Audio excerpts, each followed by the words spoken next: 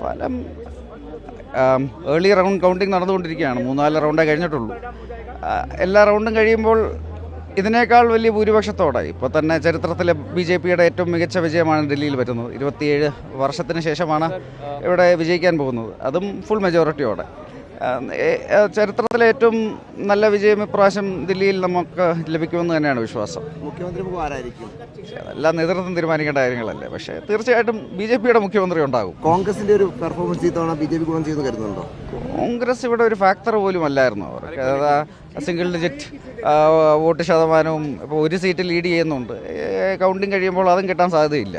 കാരണം കോൺഗ്രസ് ഇവിടെ ഫാക്ടർ പോലുമല്ല. ഇത് ഭാരതീയ ജനതാ പാർട്ടിയുടെ വിജയമാണ്. ഇപ്പോൾ ലോക്സഭാ തെരഞ്ഞെടുപ്പിന് ശേഷം മഹാരാഷ്ട്രയിലും ഹരിയാനയിലും ഇന്ന് ദില്ലിയിലും എല്ലാം കാണുന്ന പോലെ എല്ലായിടത്തും നമ്മുടെ പാർട്ടിയുടെ ചരിത്രത്തിലെ ഏറ്റവും വലിയ വിജയമാണ് എല്ലായിടത്തും നമുക്ക് ലഭിച്ചുകൊണ്ടിരിക്കുന്നത്. അതിന് കാരണം ഇന്ന് ഇന്ത്യൻ ജനതയ്ക്ക് കാശ്മീർ മുതൽ കന്യാകുമാരി വരെ ഉള്ള ഇന്ത്യൻ ജനതയ്ക്ക് ഇന്ന് ശ്രീ നരേന്ദ്രമോദിയുടെ നേതൃത്വത്തിലുള്ള ഭാരതീയ ജനതാ പാർട്ടിയിലും അതുപോലെ സംസ്ഥാനങ്ങളിൽ ഡബിൾ എഞ്ചിൻ സർക്കാരുകൾക്കും അവർക്ക് താല്പര്യമുണ്ട്. അതാണ് കാരണം. കേജ്രിവാളിന്റെ അഴിമതി ആരോപണങ്ങളൊക്കെ ഗുണം ചെയ്തു എന്നാണ് വിശ്വാസം. ആം ആദ്മി പാർട്ടി വന്നത് തന്നെ 10-12 വർഷം മുമ്പ് ആ പാർട്ടി ഉണ്ടാക്കിയത് തന്നെ ആൻറ്റി കറപ്ഷൻ ക്രൂസൈഡിൻ്റെ പേരിലും അതുപോലെ VIP കൾച്ചറിനെതിരെയും പരിവാർവാദിനെതിരെയും ഒക്കെ നിന്ന് വന്നൊരു പാർട്ടിയാണ്. പക്ഷേ കഴിഞ്ഞ ഏതാനും മാസങ്ങളിൽ നമ്മൾ കണ്ടത് അപ്പം മുഖ്യമന്ത്രി ഉൾപ്പെടെ അവരുടെ ക്യാബിനറ്റിലെ 75% ആൾക്കാരും ജയിലിൽ പോയി.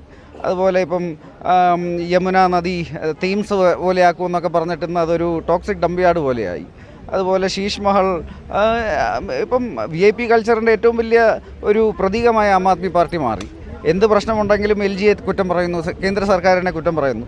ജനങ്ങൾക്കിതെല്ലാം മടുത്തു. അവർക്കിന്ന് ഡബിൾ എഞ്ചിൻ സർക്കാരുകൾ വേണം, അവർക്ക് ഇന്ന് വികസനം വേണം, അവർക്ക് അവസരങ്ങൾ വേണം. അതെല്ലാം ഇന്ന് ശ്രീ നരേന്ദ്രമോദിജിയുടെ നേതൃത്വത്തിലുള്ള ഭാരതീയ ജനതാ പാർട്ടിക്കും ആ പാർട്ടി പ്രതിനിധീകരിക്കുന്ന സംസ്ഥാന സർക്കാരുകൾക്ക് മാത്രമേ കൊടുക്കാൻ സാധിക്കത്തുള്ളൂ എന്ന് അവർക്ക് മനസ്സിലായി. അവസാനം ഓപ്പറേഷൻ താമരയ്ക്ക് BJP ശ്രമിച്ചു എന്നാണ് ആരോപണം. എന്താ ഓപ്പറേഷൻ? നമുക്കിന്ന് ഹാഫ് എ മാർക്കിനേക്കാൾ നല്ല ഭൂരിപക്ഷമുണ്ട്. 2/3 മെജോറിറ്റിയോടെ ജയിക്കാൻ പോകുന്ന ഒരു സംസ്ഥാനത്ത് ഒരു ഓപ്പറേഷൻ്റെ ആവശ്യമില്ല. ഇത് ജനങ്ങളുടെ വിജയമാണ്.